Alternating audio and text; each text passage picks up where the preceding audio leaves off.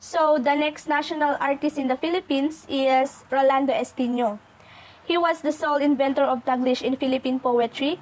Through this, he gave an authentic tone to the poetry of the native middle-class Filipino. In 1972, Tigno wrote another poetry collection, which is the Sit-Sit sa Kuliglig, and this showed the great contrast between his old and new advocacy. The next is Levi Celerio. He was a Filipino composer and lyricist who is credited with writing over 4,000 songs. Celerio was recognized as a national artist of the Philippines for music and literature in 1997. He made it to the Guinness Book of World Records as the only person able to make music using just a leaf. His famous works are Pasko na Naman and Ang Pasko ay Sumapit. While Nestor Vicente Madali Gonzales, or better known as NBM Gonzales, he was a Filipino novelist, short story writer, essayist, and poet. Conferred as the National Artist of the Philippines for Literature in 1997. Among the many recognitions, he won the first Commonwealth Literary Contest in 1940, received the Republic Cultural Heritage Award in 1960, and the Gawad CCP para sa Sining in 1990. His famous works are The Winds of April and Several Hills Away. The next is Arturo Luz. He was a Philippine painter and sculptor. His paintings are marked by meticulous simplicity and restraint, with subdued colors and understated form. Luz himself described them as semi-representational or semi-abstract, and his famous work is The Night Glows. While Jose Maceda was a Filipino ethnomusicologist and composer. He was named a National Artist of the Philippines for Music in 1998. Maceda's research, fieldwork, and papers resulted in the collection of an immense number of recorded music and enlightened scholars about the nature of Filipino traditional and ethnic music. His own experimentation also freed Filipino musical expression from a strictly Eurocentric mode. His famous works are Ugma Ugma in 1963, Pagsamba in 1968, and Udlot Udlot in 1975. The next is Carlos Carino. Carlos Carino was a Philippine biographer and historian. During his lifetime, Carino wrote dozens of books on Philippine history and culture, covering topics as diverse as war, politics, art, business, and agriculture. While J. Elizalde Navarro was a Filipino artist, he was also a prolific painter, sculptor, and graphic designer. Initially known for abstract paintings in oil and watercolor. Next is Prof. Andriya Benares.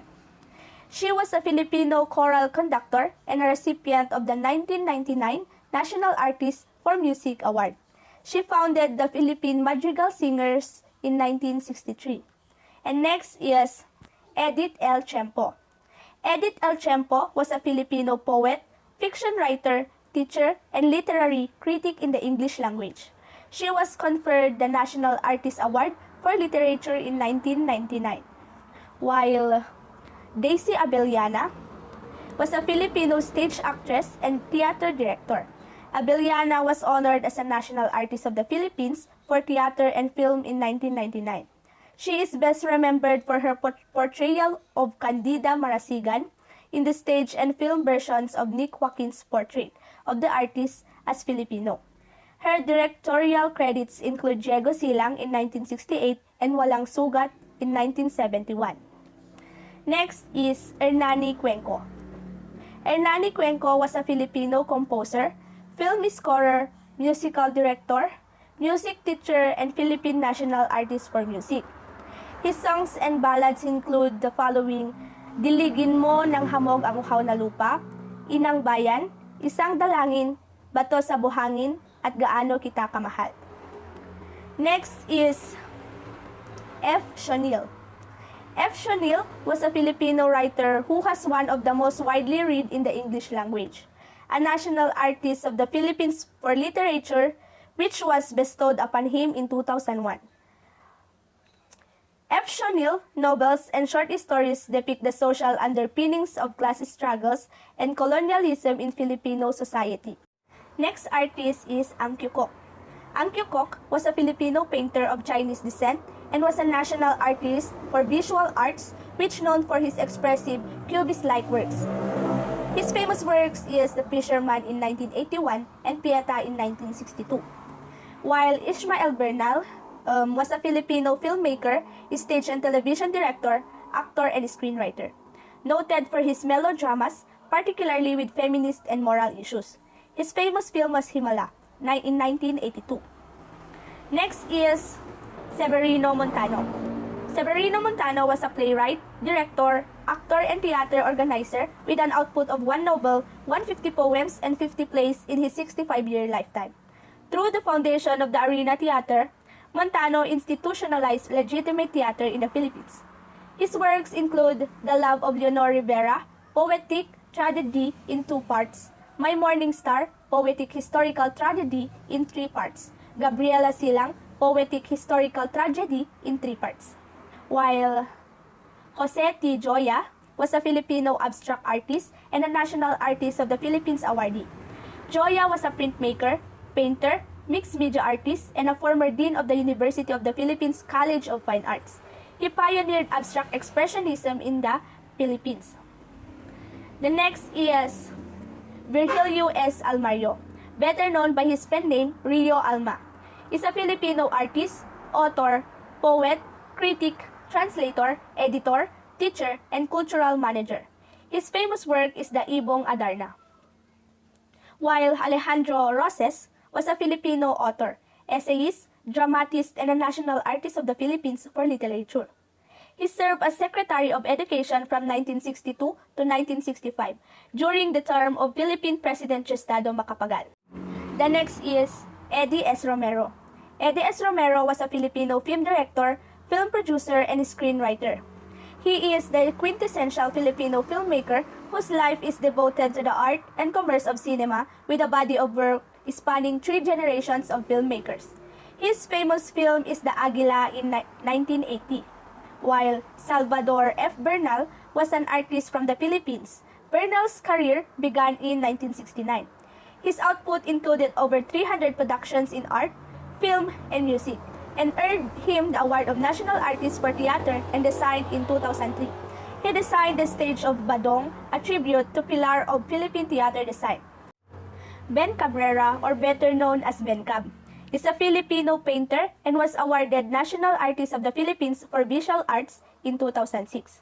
Sabel is arguably the most identifiable work of Ben Cab, while Abdul Marie Asia Imao was a Filipino painter and sculptor. Imao was named National Artist of the Philippines for his sculpture in 2006. One of his works is the Sarimanok in 2012.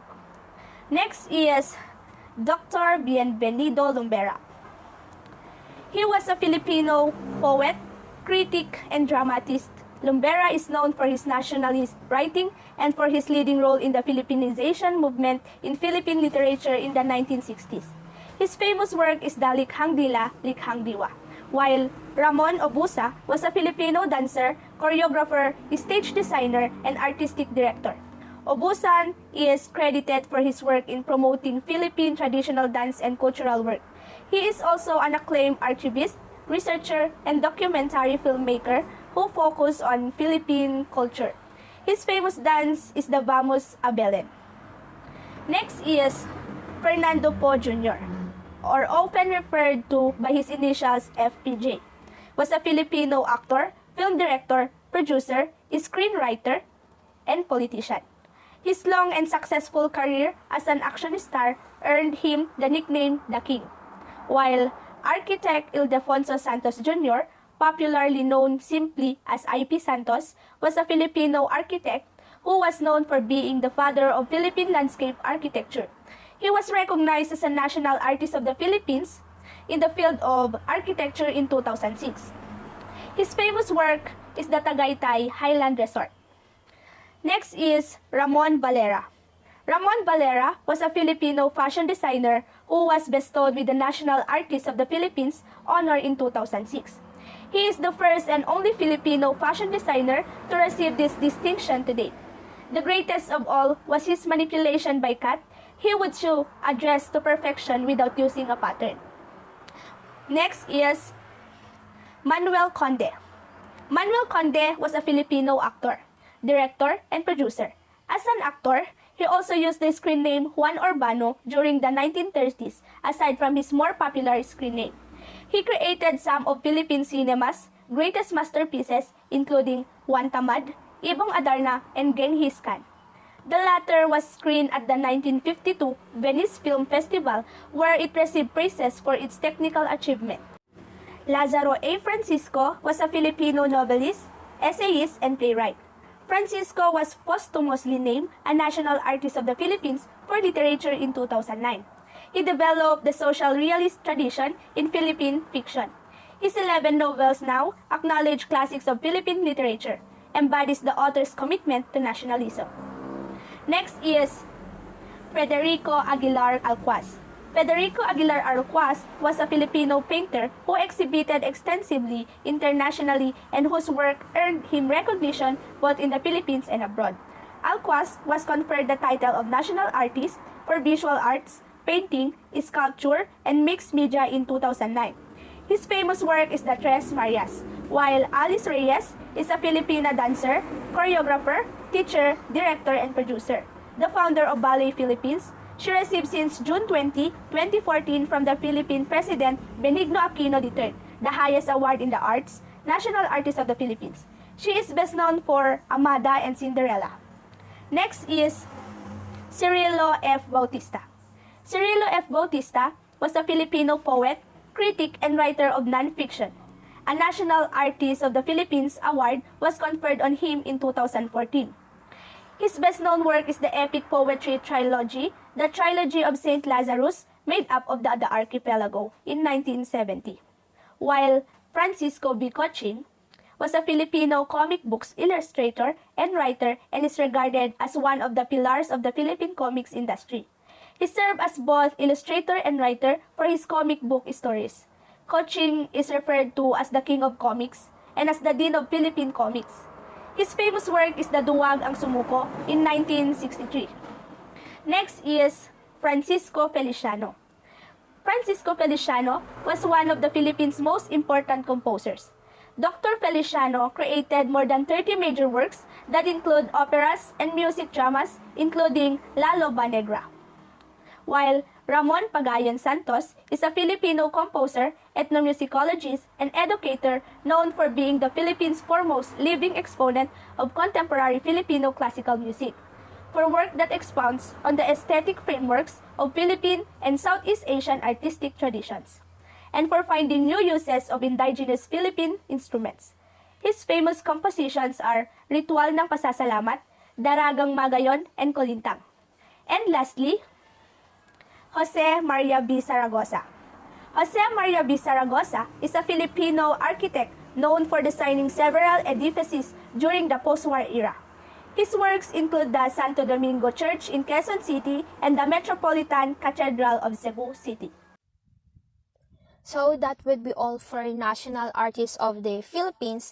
We should be thankful for them because pinaalam nila na kung gaano kahalaga yung sining at ating kultura. Yung mga gawa nila, it builds our nation and also brought to other countries because of its impacts and distinctive styles na appreciate ng mga ibang tao at ibang lahi sa mundo. And their art form enriches artistic expressions or style. Kaya nga sikat ang Pinoy, sabi nila. Kasi yung gawa nila ay may angking galing, kagandahan, katotohanan, at lahat ng mga gawa nila ay nangyayari at pinapasa sa ating realidad at henerasyon. This is the end of our discussion. Thank you for listening.